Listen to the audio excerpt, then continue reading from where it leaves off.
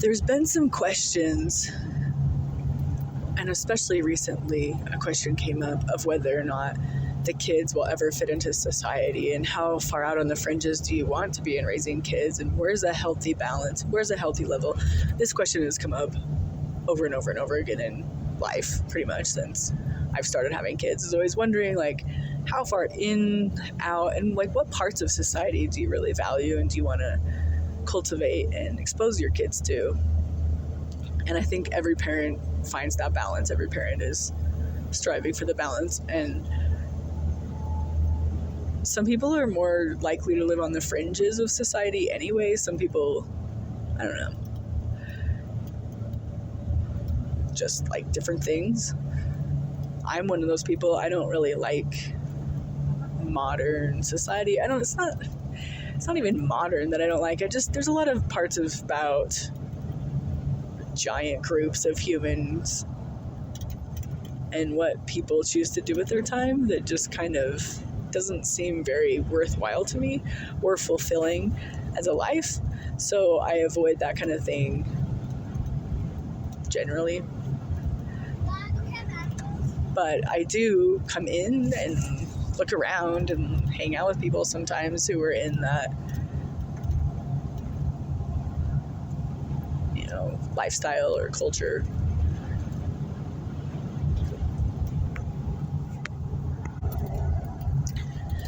And when everybody's hanging out, everybody has something to say. It's diverse, mixing. I bring in my culture on the fringes to the people inside the city, and they bring their culture to me, and we learn something and have a nice time. Anyway,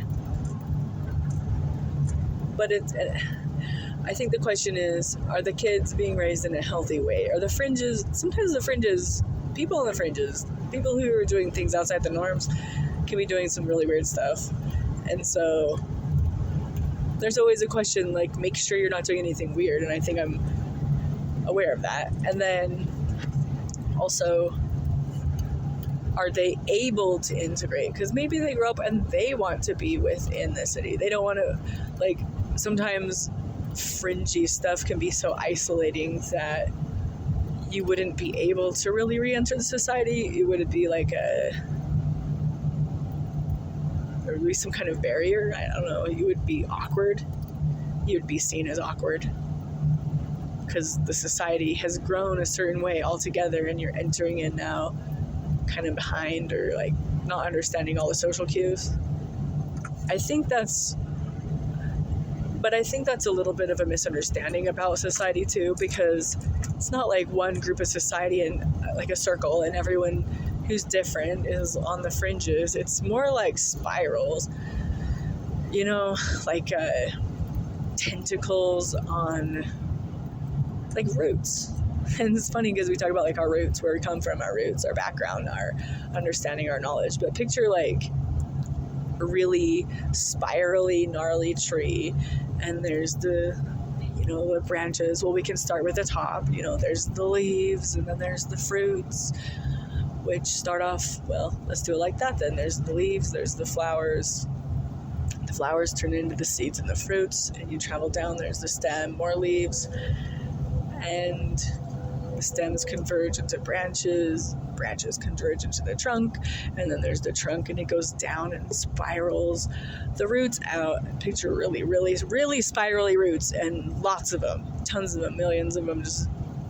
This is a big tree, okay? And the roots go down main roots, they spiral off into different roots, and everybody, okay, so the roots, and we're living on that tree, say, we're on one of the roots. We're on one section of one of the roots. And where are we on that section? Some of those sections don't relate to the other sections. I think, will my children be able to relate to the spot I was on as a kid? Yeah. Will they be able to relate to the people around that spot? For the most part, but there might be people they don't. There might be people on other routes they just can't reach. Like, everyone's in a different spot. Are my children closer to the tips, therefore less likely to understand, like, more? And it's like, maybe, kind of in a way, but I don't think I'm that far out there.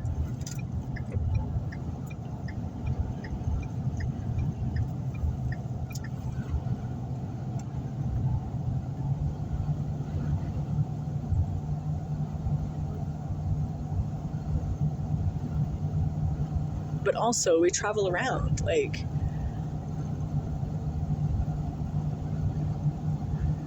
we're meeting and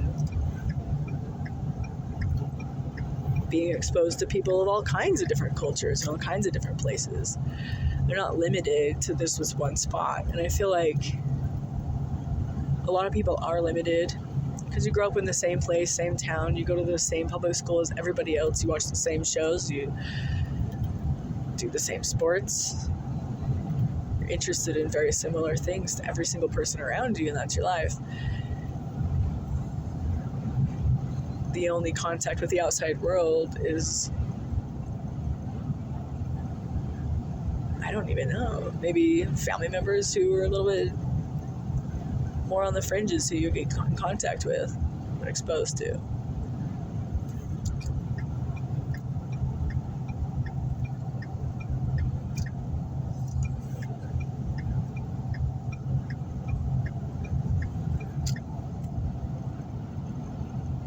I don't think public school is a bad thing necessarily, not a bad thing for my kids.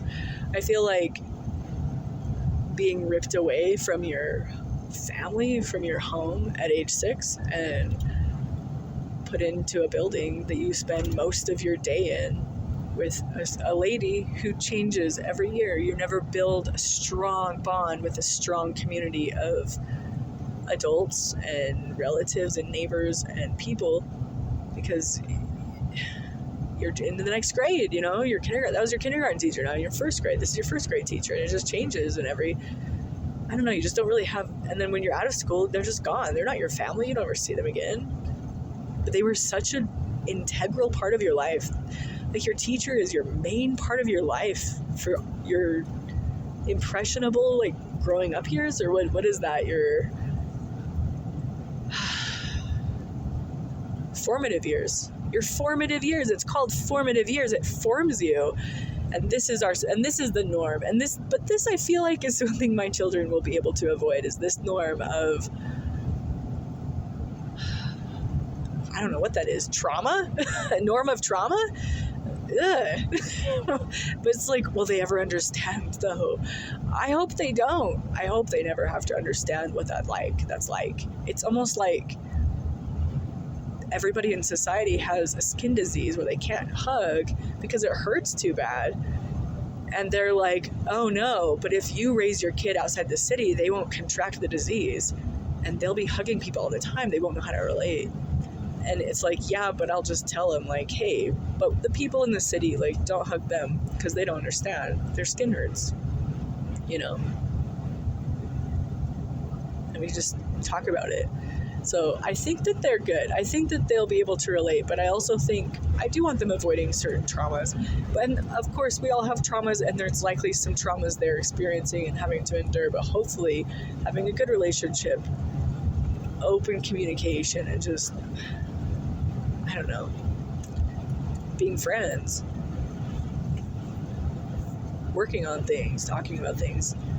That kind of stuff can heal a lot of traumas. And being honest and open about our feelings and emotions, and that kind of stuff can heal. And then we're all going to have problems. We're going to have hard things in life. Life is difficult. It's difficult for everyone.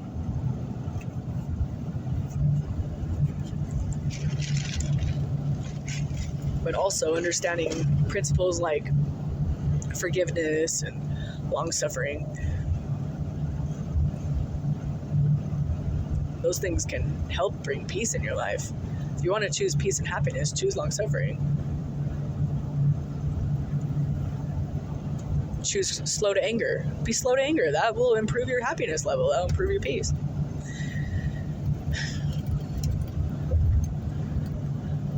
But going to public school just for a season or because it's a choice, if a child wants to go to school and is thriving in school, is doing well, why wouldn't they be able to go to school? That would be a good thing for them.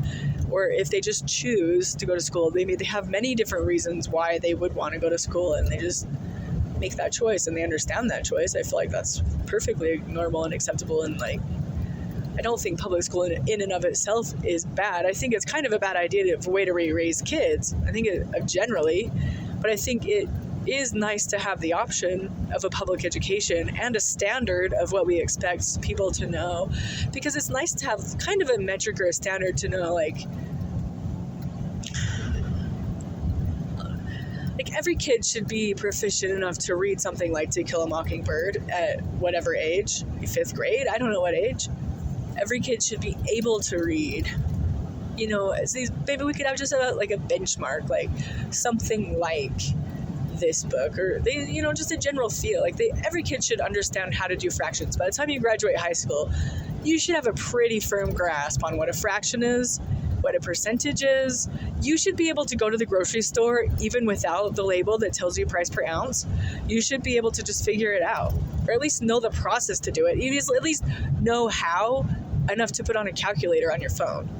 Or you should know how to estimate, and so you can just do it quickly in your head. I feel like every adult should have that proficiency. Everybody should know how to do that. And I feel like so many adults do not have that. What is the dang point of public school? It's like, well, they need to go to public school because they need to be on grade level. They need to have this stuff. Okay, well, like, how many people are on grade level at age 25? How many people still remember how to do the crap they did in high school? Like, what is the dang point? I mean, it kind of gives you a boost. I feel like knowing chemistry and math, and of course how to read, but that's a given. Knowing how to read, chemistry, math, that kind of stuff has actually helped me in real life.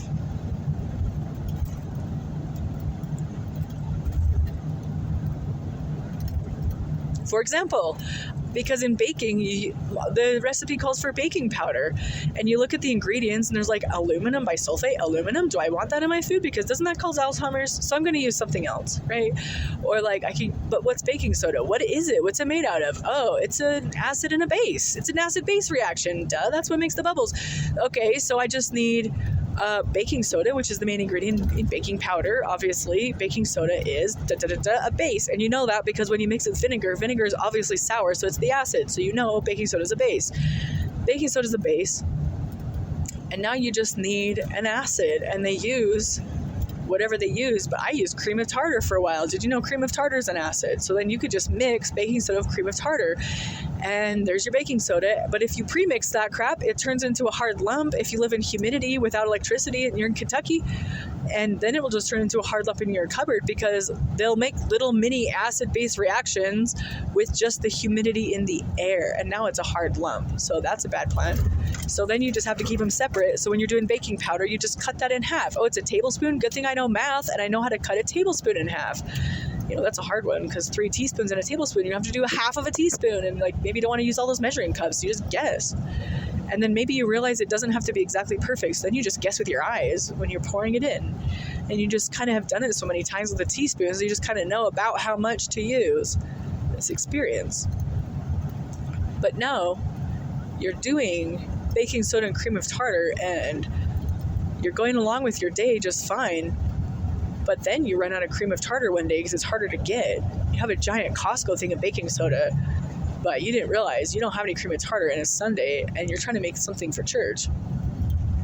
And so, since you understand chemistry, all you have to do is substitute the cream of tartar with literally any other acidic thing in your house, like lemon juice or vinegar. And now you've got your acid-base reaction. It's going to be, not that different. I feel like my things always come out inconsistently because I'm eyeballing stuff. I feel like they're always good. They're just not consistent.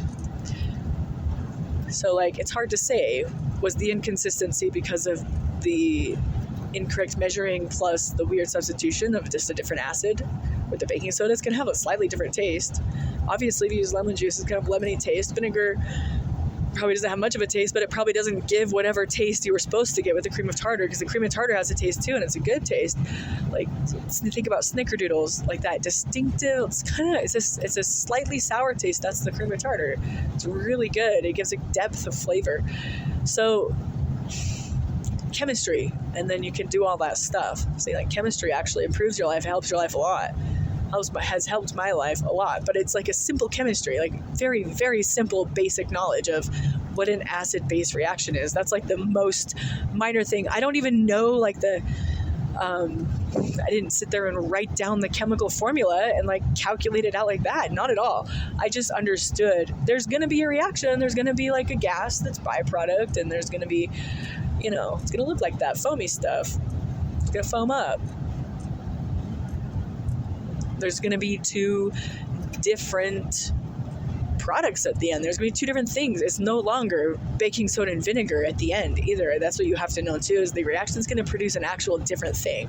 It's like lemon juice and vinegar will have a different taste, a different thing, because they're chemically going to have different structures molecularly at the end.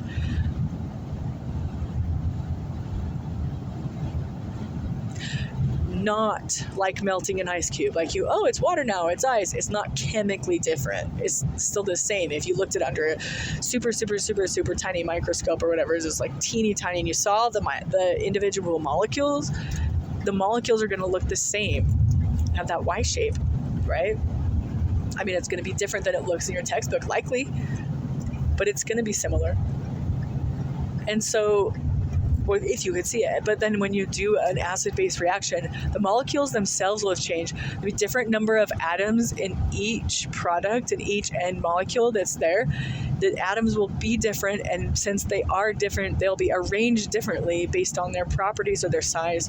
So it'll be arranged in a certain shape, and it's the shape that makes it what it is.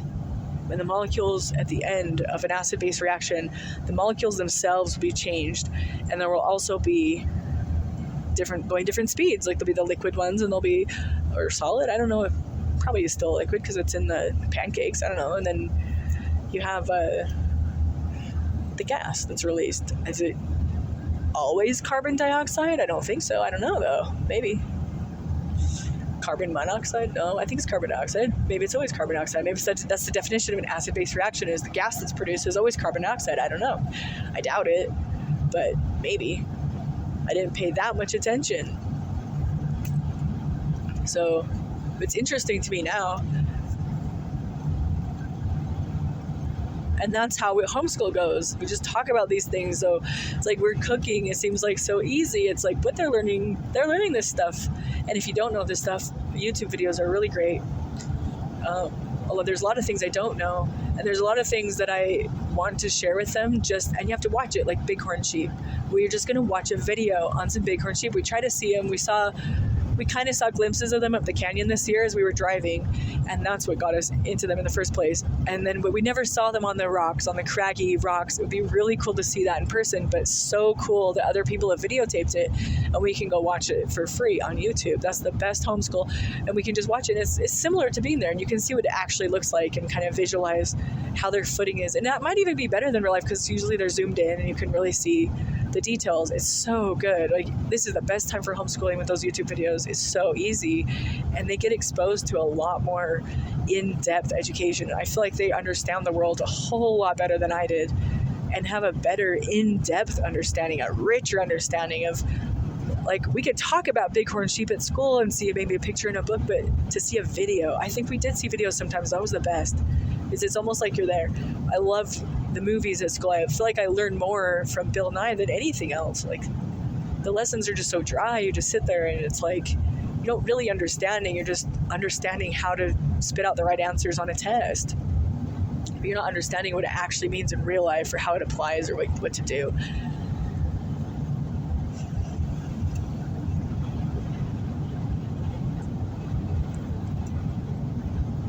But sometimes the structure can be good, and you make sure you cover all your bases and just kind of have everything there. You're exposed to a lot in public school, and you're exposed,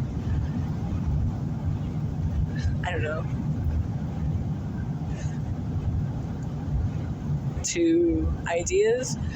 You're not getting any different ideas than all the people around you and everyone else doing public school. You're getting the exact same ideas as every single other person who does that centralized school, like the main school. And so there's no diversity in public school. That's the problem I have with it. One of the problems is it's just so uniform. You don't get anything different. So everyone's thinking the same way, and it's going to become this giant echo chamber.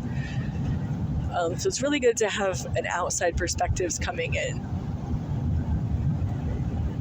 Diversity of thought I mean, what you look like on the outside doesn't matter that much. It could indicate that your thoughts are different.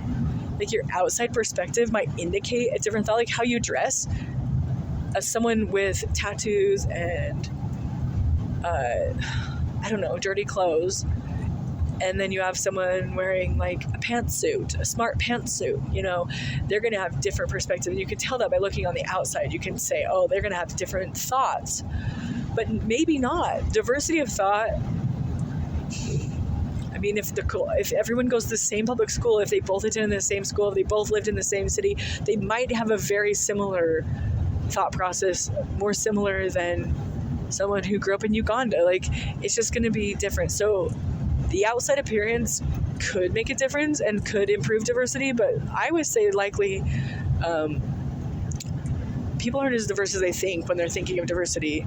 Diversity of thought, you know. Are you speaking to people who live on the fringes of society? Are you speaking to the homeless people? Are you speaking to people who live in an RV park on the side of the highway? You know, there's so many different things, but it could be dangerous. People live on the fringes are sometimes dangerous, but sometimes not. Sometimes they're just like that weird homeschooling family on the end of your block, or the autistic guy at the library, or, you know, the people who ride the bus. The bus is a really good place for diversity. All kinds of people, all with all kinds of backgrounds on the bus.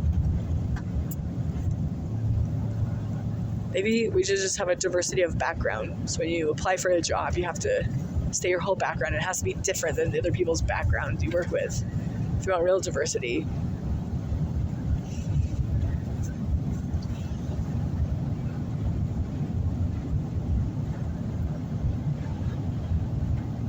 Sometimes it's important to have similarity as well. Right. You hit me in the face then. Could you try to do that not at me? You can still do it, just try not to hit me with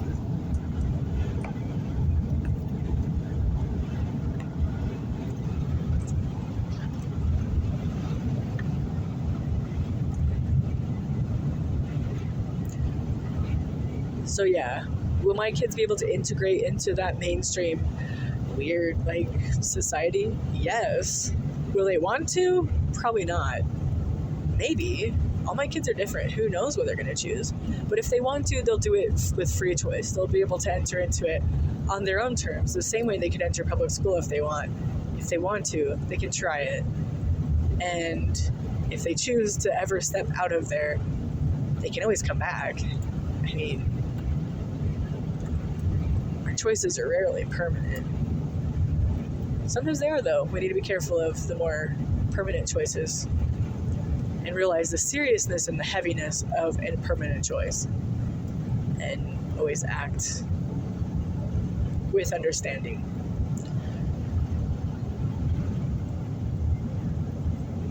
I do think we get enough exposure to people in the major society that it won't be awkward for them.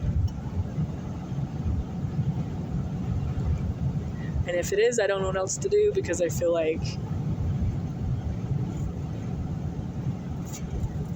I'm not going to ruin my life by going back in.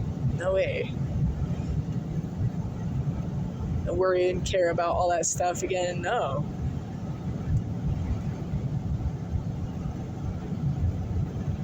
I don't even, like, I would never choose that. I would never choose to care about things that don't matter again. And there's things enough that I care about that don't matter right now anyway, that I'm working on stopping caring about, that no, I would never go back.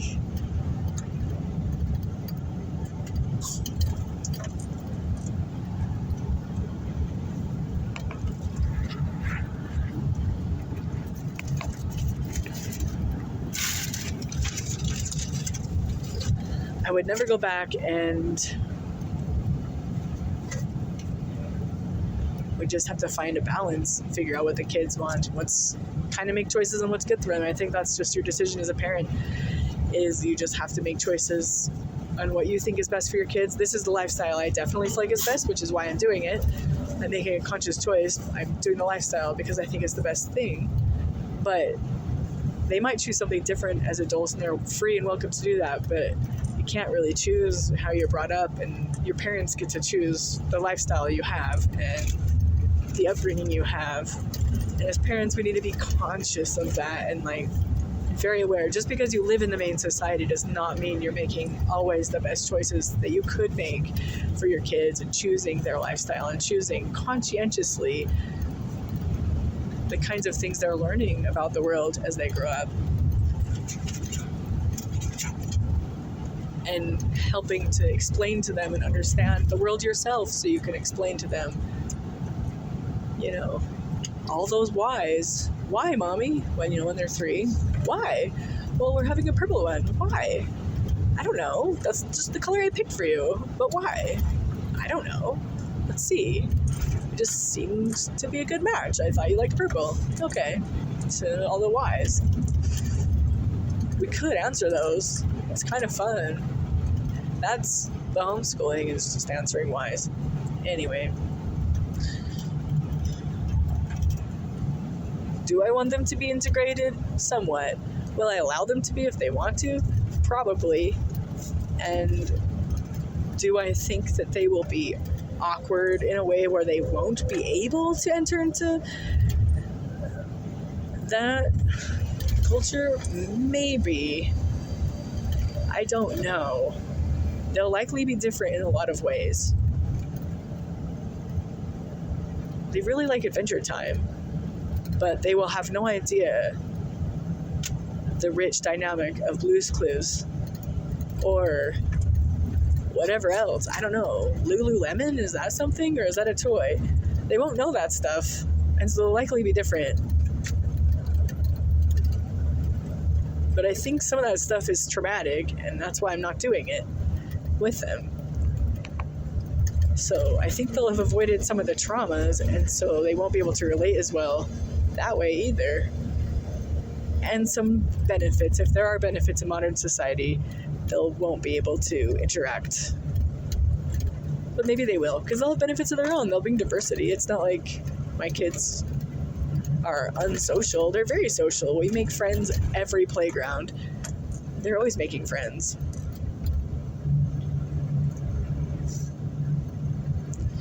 So I don't think they'll have a problem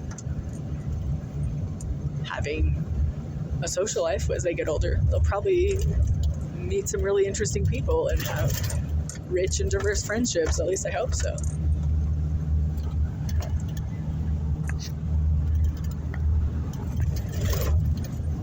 Or maybe they'll just have 1 or 2 close friends. I don't know what they're going to have. They'll have what they have. They'll have what they choose.